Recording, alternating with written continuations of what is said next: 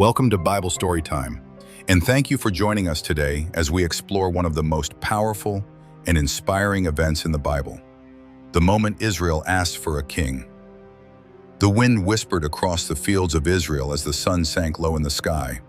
The land was quiet, but the hearts of the people were restless.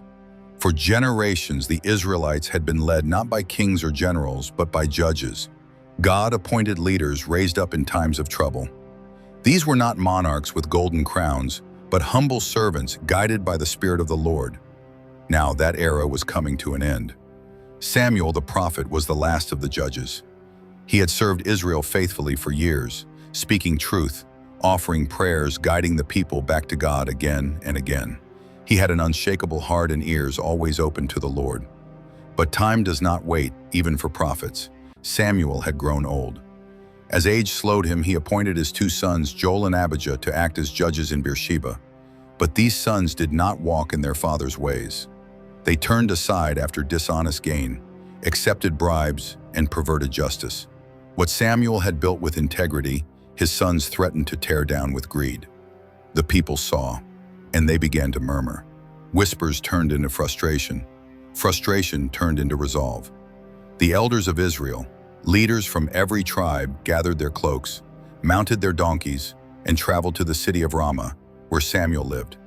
They approached the old prophet with respect, but also with determination. "Samuel," they said, "you are old, and your sons do not follow your ways. Appoint for us a king to judge us, like all the nations."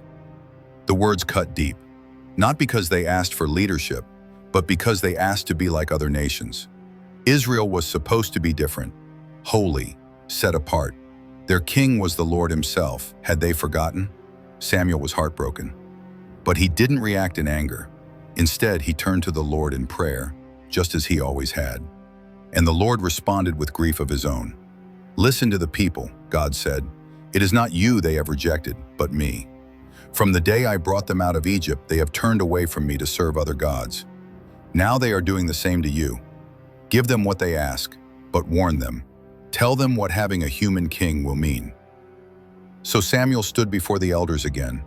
His voice was heavy with sorrow, but firm with truth. "If you have a king, this is what he will do," he said.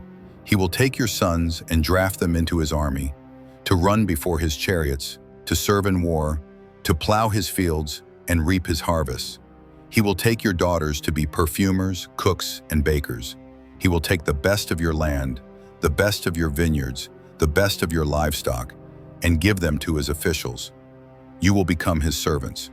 And when that day comes, you will cry out for relief from the king you chose, but the Lord will not answer you then."